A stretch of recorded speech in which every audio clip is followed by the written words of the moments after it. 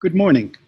I'm Michael Neubauer, Faculty President, and I would like to welcome you to the annual Welcome Back address by CSUN President Diane F. There is no irony here in welcoming you back.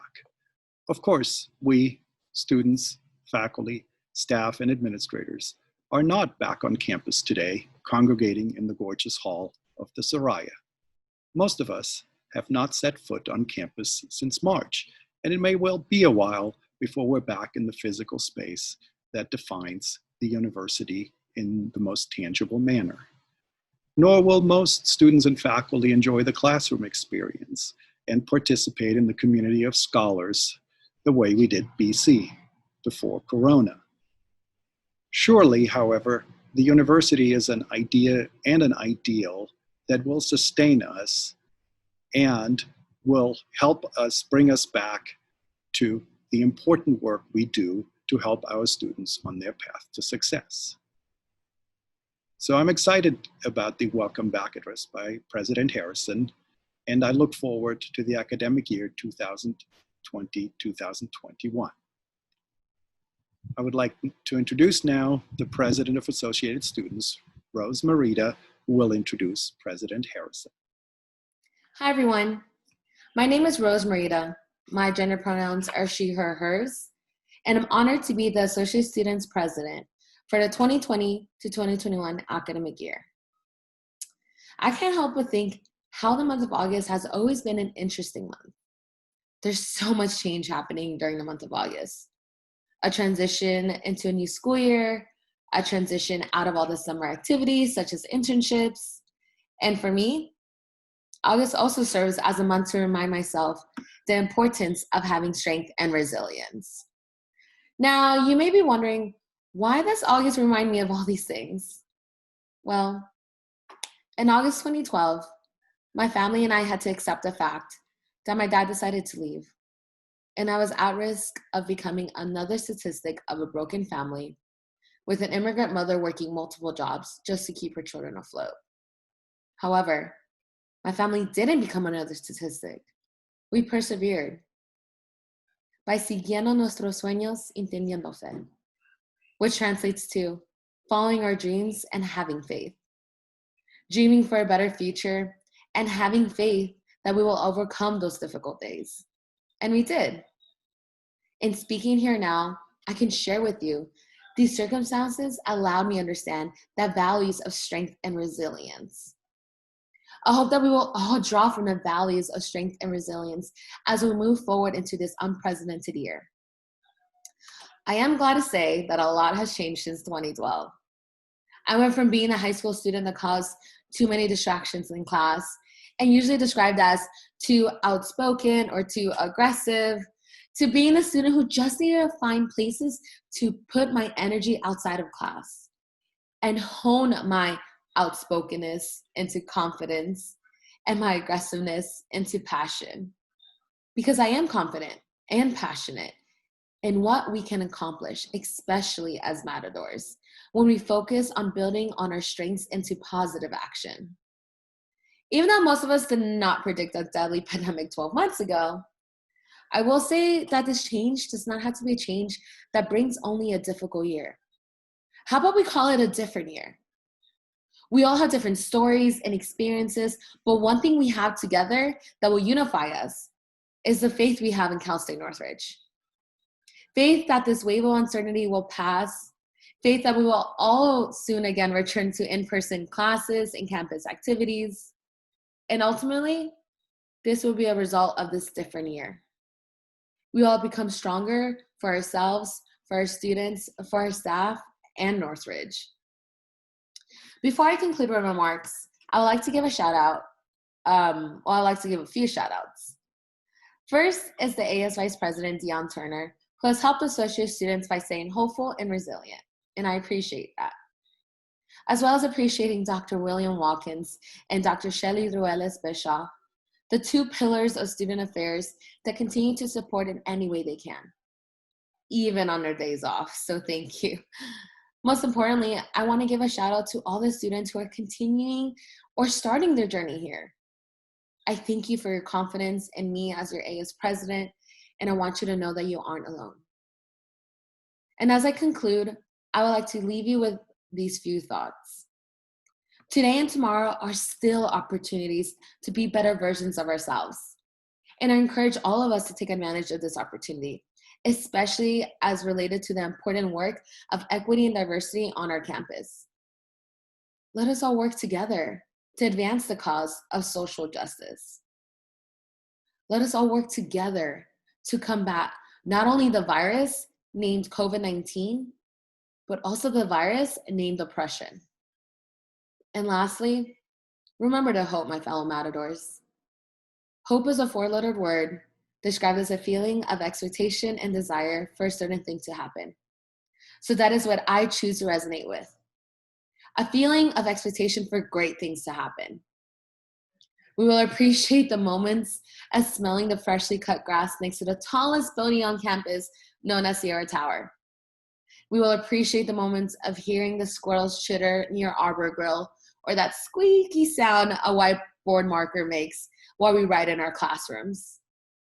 We will appreciate the moments of seeing an event come to life, familiar faces, and our beloved Maddie the Matador. This is my hope. May the month of August, as well as the entire year of 2020, serve as a year to remind us of the importance of having strength, resilience, faith, and now hope for a better future. Thank you. Now it is my pleasure to introduce our president, Dr. Diane Harrison. Good morning. Thank you, Rose, for your introduction, and thanks to Faculty President Michael Neubauer for your welcome and opening remarks. I begin this year's welcome address with a new tradition, a land acknowledgement that honors and respects the indigenous peoples of our region. CSUN recognizes and acknowledges that the Sessa Vitam, the first people of this ancestral and unceded territory of the Sessa Venga that is now occupied by our institution. And it honors their elders, past and present, and the Sessa Vitam descendants who are citizens of the Fernandino Tataviam Band of Mission Indians.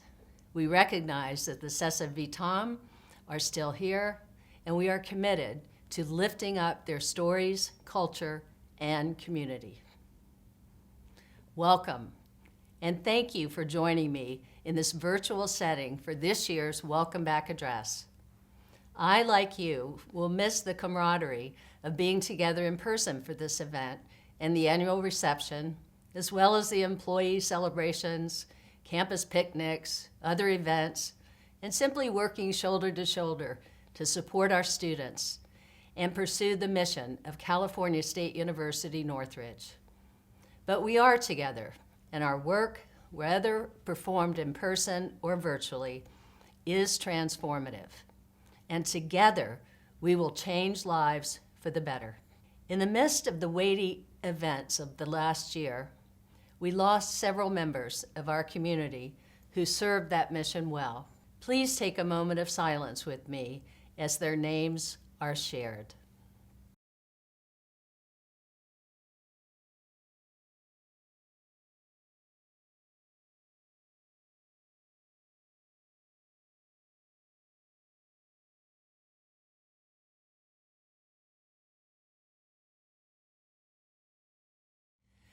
Well, I'm afraid to say there's no sugarcoating this moment. Humanity is in the shadow of one of its darkest valleys. But I want you to take a few moments to think about and be inspired by the grit and determination exhibited by you and your colleagues and our students. And as we do, reflect on the new lights that are beginning to emerge to brighten the path of our successors. Okay, so maybe most of you aren't thinking about your successors, but since I am 2 months into what I thought would have been a more relaxed chapter of my life, it is on my mind. Just a quick note, the search for CSUN's next president is underway, and they expect to name that individual at the CSU trustee meeting in November. Hopefully, joining you sometime in early 2021 after my last day at the end of December. Also, a new CSU Chancellor is scheduled to be announced at the board meeting in September. But we have our plates full with pressing matters, and you can be sure that my hands are firmly on the wheel and my foot is pressing the accelerator. So let's look. COVID-19. Are you surprised it took me this long to utter these words? There is a lot to share here, but let me start by congratulating all of you on the speed with which we transitioned to a primarily virtual learning community in the spring. Is there any other enterprise that restructured itself to continue operations and services in a virtual world as quickly and comprehensively as higher education? I could thank every single employee of the university for your work in not only this transition, but also for your preparations for this coming fall. I'm going to refrain from naming particular individuals and teams because it would take way too long in this virtual setting. But please know that I, and more importantly, the students, are grateful for everyone's efforts. Our faculty have been particularly wonderfully responsive to these challenges. It is hard for me to think of anyone whose direct day-to-day work was more disruptive and who had to respond more quickly than our faculty. And to our staff, you have remained engaged, innovative, and committed during this pivot in ensuring that campus programs, our operations and services have continued uninterrupted in support of our students. My thanks to all of you for your work last semester and through the summer to prepare for the fall semester. And of course, I want to acknowledge our students who, despite the uncertainty and the challenges that came with this pivot, persevered and showed tenacity and strength to complete the spring semester. Our students showed great adaptability and creativity in adjusting to remote learning and found ways to express themselves and perform, as this brief clip from a video that went viral by our opera students shows. Della Francia, della Spagna, ve ne sono non so quante. Ma senti! Dall'Italia e dall'Allemania ve ne scritte 180. Ma senti! Tra cittadine, artigiane e contadine. I share everyone's deep disappointment that we were unable to hold commencement ceremonies and honors convocation for our graduating students. I look forward to the opportunity to properly celebrate the achievements of the class of 2019-20 as soon as conditions allow and health and safety can be ensured.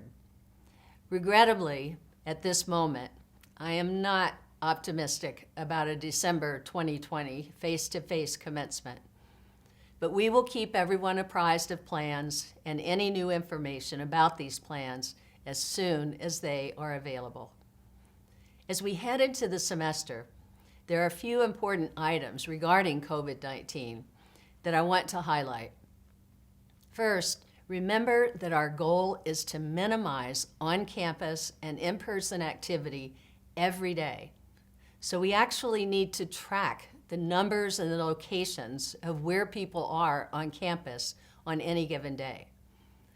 You should only be on campus or doing work in person if it is approved, essential to the operations of the university or student success, and only if there is no other way for that work to be done remotely. We are not rushing to repopulate the campus. This will help keep the curve of infections in our community as low as possible. This is truly a life and death matter. Thank you for your cooperation. We have created a structure of work groups to solve problems and improve the quality of our virtual and remote work and limited face-to-face activity. The website, which is linked from the homepage, has an overview of the work groups and their responsibility. I encourage you to turn to it and your supervisor as you have questions or ideas. We will continue to communicate new information as appropriate and as conditions may change. Our extensive communications regarding campus operations and COVID-19 can be found on this website, which is also linked from the homepage. Some of you are probably also asking yourselves, what about spring? What about spring 2021 semester? Again, it will depend on conditions, but we will evaluate data from the California Department of Public Health and consult with our local public health officials to determine whether it is safe to proceed. We expect to announce a decision about the spring semester in November or possibly October. I now want to turn to what remains the focus of the university's mission and all of this work, the success of our students. In the fall, we saw a record number of freshmen taking a higher average unit load with students across categories based on race, ethnicity, Pell status, and first-generation status stepping up to this challenge. The credit momentum approach, taking 15 or more units in the first semester, is associated with higher graduation rates, especially for students of color.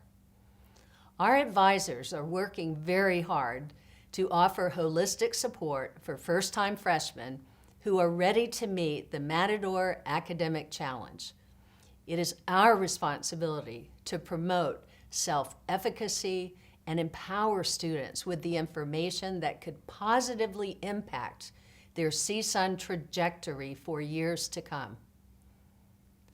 Our Office of Institutional Research shows us that a record 55.3% of our full-time freshmen in fall of 2019 enrolled in 15 or more units.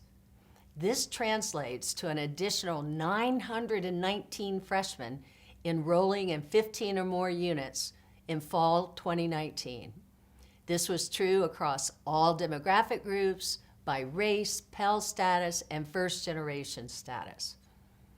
And these full-time freshmen enrolled in 15 units or more achieved higher first-time GPAs than their peers who were taking fewer than 15 units and were also less likely to be on academic probation than their peers who were enrolled in 15 units. Again, these positive results were true for traditionally underserved students as well as better served students. This is a remarkable achievement. Almost all of these students now have sophomore status. They are rightfully proud of their achievements. They know they can do this. Further good news came at the end of a very unusual and demanding spring semester. During our swift transition to online this spring, everyone went above and beyond to adapt courses and student support services to the remote learning environment.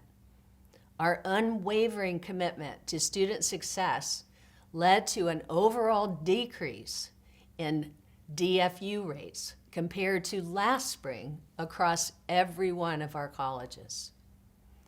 We want to continue this trend and find innovative ways to support students virtually, since many of the strategies we develop today will be with us way beyond the pandemic. We want to continue to explore ways to engage and support our students through virtual and peer mentoring, virtual town halls, and online tutoring. In partnership with the Office of Student Success and the Learning Resource Center, I hope that we can continue to make progress on closing our equity gaps and reach our goals for GI 2025 and Matadors Rising. And just so you know what it will look like this fall, here are some slides that show that fall 2020 registration is strong, especially among continuing students. Though we anticipate fewer freshmen than last year, this is going to be offset by a large number of additional transfer students this academic year. As you all probably know, Assembly Bill 1460 is now law. We are at a moment in time that highlights the importance of this new law. At CSUN, we will continue to champion equality and justice for all. This will call for necessary changes to GE that Faculty Senate will need to address. I thank you for this important work. As you are very aware, I'm sure, COVID-19 is also having a major impact on the economy. All of you probably know someone who's lost their job or their business as a result of the downturn. This is already having a major impact on state budgets, but economists agree that the impact will deepen over the coming years, even if a cure for COVID-19 is found. Now that's depressing, of course. But let me show you in stark numbers the impact on just this past fiscal year on CSUN's budget. In the spring semester and through the summer, the developing COVID-19 crisis caused serious financial impact across the campus.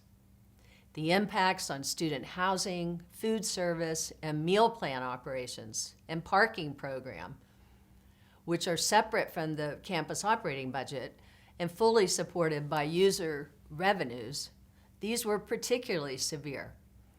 In the final quarter of the fiscal year 1920 alone, revenue losses were $6 million for student housing, $5 million for University Corporation-run food services, and $1.2 million for parking.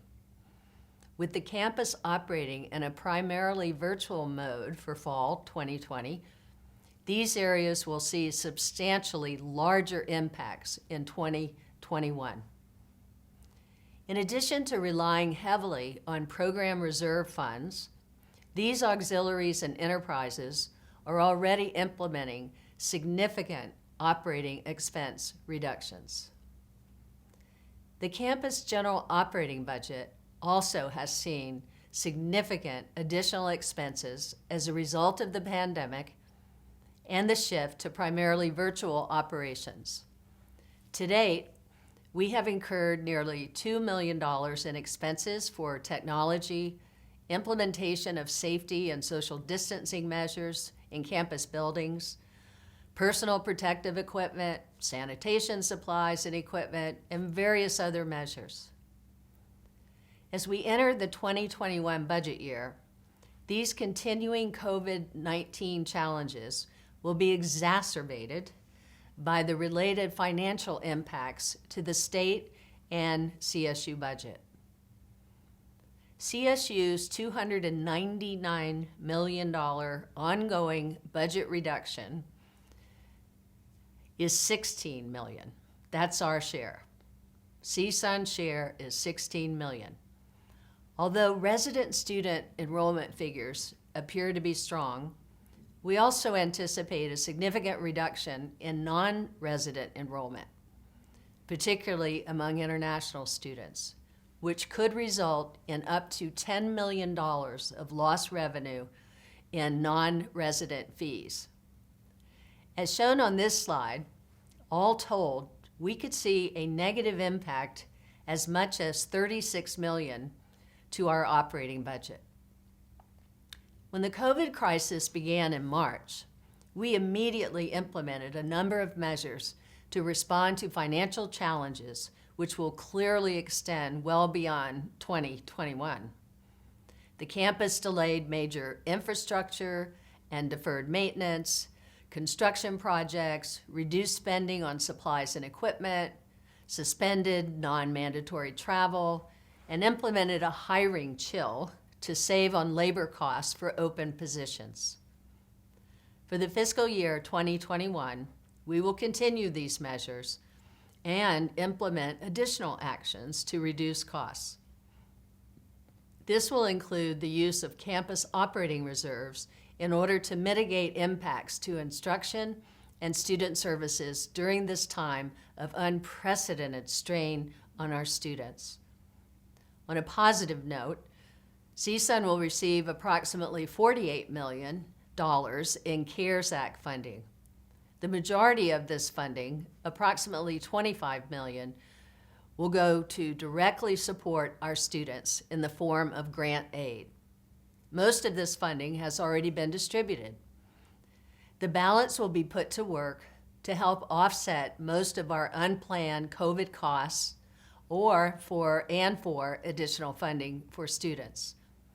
This funding will be instrumental in our efforts to provide a safe, supportive environment for students, faculty, and staff. In the coming weeks, as our enrollment picture becomes clear, the Cabinet and the University Planning and Budget Group, or UPBG, will meet to discuss the campus operating budget. As a starting point, we will consider operating and labor expense reductions of approximately $16 million, which represent, as I said earlier, CSUN's permanent state allocation reduction for the 2021 budget year. This will help prepare us to enter the following 21-22 year in a position to address additional impacts that may occur as a result of the state economic conditions. We believe that a non-labor operating savings of $10 million can be achieved through continuation of the measures we've previously discussed. In addition to the ongoing hiring chill implemented in 1920, we will be rolling out an early exit program designed to provide financial incentives for retirement-eligible employees, thereby achieving additional labor savings through voluntary measures. We will also plan to utilize about 1/3 of the campus's operating reserves in 2021 in order to balance the budget without making deeper expenditure cuts during this difficult, unprecedented crisis. As a final thought on the budget, I want to emphasize that while we are hopeful that the state and the campus will benefit from additional federal stimulus funding to offset our significant budget challenges, we can't count on that. CSUN must enter this year with a prudent plan that addresses the reality of reduced resources while prioritizing student success. Effective communication and collaboration will be essential to these efforts, and we will be engaging with the Faculty Senate, associated students, and others throughout the year as part of the budget planning process. I'm sorry to say, we anticipate and are planning for these budget impacts to be at least a 3-year issue. As we were navigating the twin challenges of managing COVID-19 and the resulting financial ramifications, we faced a stark and heart-wrenching reminder that we fall woefully short of our nation's principles to uphold the dignity and worth of all individuals and to ensure that each person is treated equally under the law. The killing of George Floyd was not just a national shame. It ignited a global outcry for Black lives to matter. It has also sparked a new level of awareness that we must do more. At CSUN, where we cherish and prioritize the diversity of our community and strive to be inclusive and welcoming, our work toward racial reconciliation and justice is not done. As many of you know, shortly after the death of Mr. Floyd, we hosted a campus conversation on systemic racism, continued inequality, and social justice. And this was complemented by discussions in many other venues, including in the colleges, among student groups, the USU, and more. It's critical that we continue this work and demonstrate real change. Among some of the actions we have taken, we have launched a Diversity and Equity Innovation Grant to bolster Black student success and to support educational projects, scholarly research, creative activities, and other programmatic initiatives that promote diversity, equity, and inclusion, anti-racism, and social justice for the benefit of the CSUN community. We have instituted a police advisory committee that is nearly ready to launch that will promote accountability for police and community engagement, trust, transparency, and communication between the campus community and CSUN's Department of Police Services. Additional ebooks on anti-racism were purchased for the library. And in addition to other training opportunities, 2 faculty members will be participating in a program called Seeking Educational Equity and Diversity Leadership Training Institute, and then they're going to bring the training back to CSUN campus groups. And there is so much more that is underway across campus. Based upon feedback and ideas from students, faculty, staff, and alumni, the Cabinet is partnering with the Commission on Diversity and Inclusion to advance additional strategies and initiatives, and to identify the most impactful steps that we can make as a community to advance that cause. Our effort is ongoing, and we will continue to keep the campus community informed and engaged about this work moving forward. Our goal is to take meaningful steps, actions that can be sustained and that will make a positive impact on our campus and beyond. I also encourage you to seek and take steps within your own work teams, your departments, your colleges, community settings, to ensure that we are part of the movement and that it is not just a moment. You may also recall that last year, the Oviatt Library Advisory Working Group was established to investigate allegations about former CSUN interim president Delmar T. Oviatt and make recommendations about whether the library should continue to carry his name. Chaired by Vice President William Watkins, the committee is in the final stages of its review, and its report is expected soon. The results of the report will be shared when it's available and reviewed by additional faculty and student groups for feedback before I make a decision about next steps. And I will tell you that if a change in name is recommended, this decision has to be approved by the CSU Board of Trustees. I also want to take this opportunity to remind you to vote this coming November. CSUN Act Now, or CAN, is a group made up of faculty, staff, and students who are planning several events and activities this fall around civic engagement and voter education. Their work is in conjunction with a nationwide effort to ensure participation in the democratic process for the 2020 presidential election and beyond.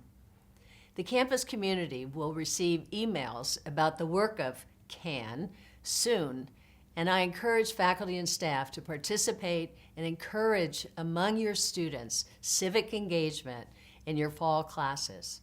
This is incredibly important. We are not, and we cannot, tell students and employees how to vote, but just to vote. Please help. And speaking of the election, I want to congratulate our own Senator Kamala Harris on being selected as presidential candidate Joe Biden's vice presidential running mate. Just so happens, her husband, Doug Emhoff, is a CSUN alum. Yay! In this annual address, I usually take time to remind you of the many accomplishments throughout the year and highlight a few initiatives for the coming year. However, given that this medium really calls for more brevity, I am pleased instead to share a brief video of highlights from the past year. As you see your faces and good work, please know that we are all here applauding.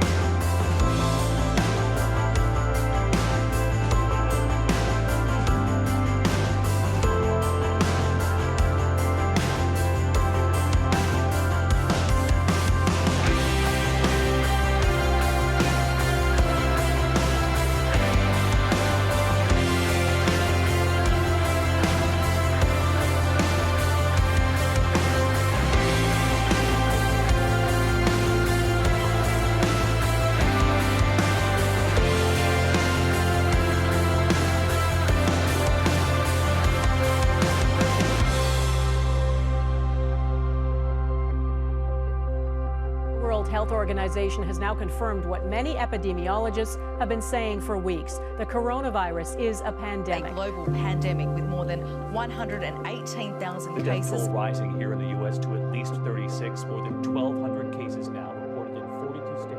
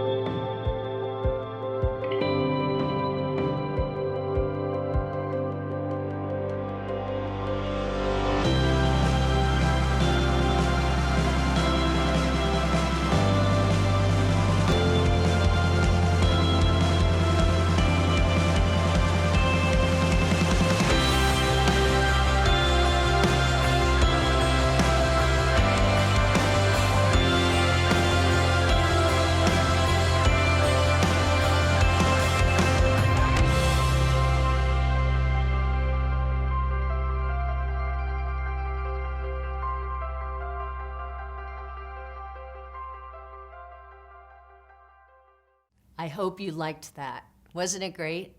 I also encourage you to visit the web links that will be shared when we send out my remarks to the campus, and to also read CSUN Today updates as they are sent out. You and your colleagues are doing remarkable work. Thank you, thank you, thank you. Let me close with some reasons for optimism. Robert Taylor, the new chairman of the CSUN Foundation Board, was also the chief architect of the Rebuild LA plan after the 1992 Los Angeles riots. At his installation as chair of our foundation board, he noted that unlike 1992, when it was primarily African Americans who were outraged by the acquittals of the officers who beat Rodney King, the people on the streets this summer were very diverse, with very few defending the criminal actions of those Minneapolis officers.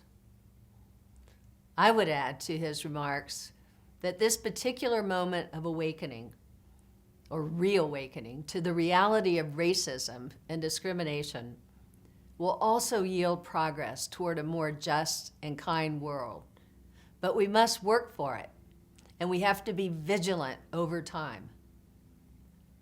And similarly, while COVID-19 is awful, horrible, we're all learning new ways to work and socialize that will yield innovations in how we extend our mission as a university. And it's providing the world with new insights in how to use technology to do the work of human progress. And perhaps we might see a sustained decrease in our carbon footprint and much easier commutes even after we are past the virus. Wouldn't that be nice? Let's salute and enjoy our efforts at climate change that need to continue. I've also been around long enough to know that young people and students who experience historical shocks such as these bring new perspectives and ideas into their work and lives. For me, it was the Vietnam War and the assassination of Martin Luther King that set in me an avocation dedicated to social justice and education. I anticipate that today's youths will bring exceptional new progress in health, in justice, and more. At CSUN, our effort is making an important difference, and I am so very grateful for your efforts. As you stay at it, please practice good wellness habits. Approach your work with an extra dose of kindness and empathy as we navigate our way through today's challenges. I hope you have a great semester. Now let's get to it.